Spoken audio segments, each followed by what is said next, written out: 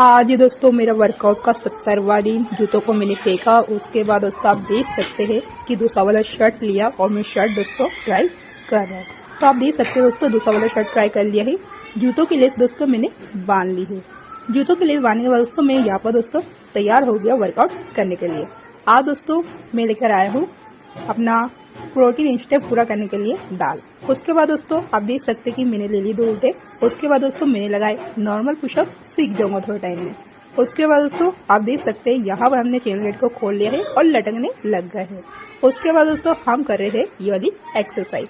Pushup 2 बार करता हूँ ताकि जल्दी बॉडी बन सके। उसके बाद दोस्तों मैंने लगाई उठक बैठक, इसको याद आ जाती है। उसके बाद दोस्तों मैंने करी ये वाली एक्सरसाइज। उसके बाद दोस्तों ये वाली एक्सरसाइज है, मजा आता है इसको करने में। उसके बाद मैंने की वाली एक्सरसाइज। उसके बाद दोस्तों मैंने लगे भागा दौड़ी।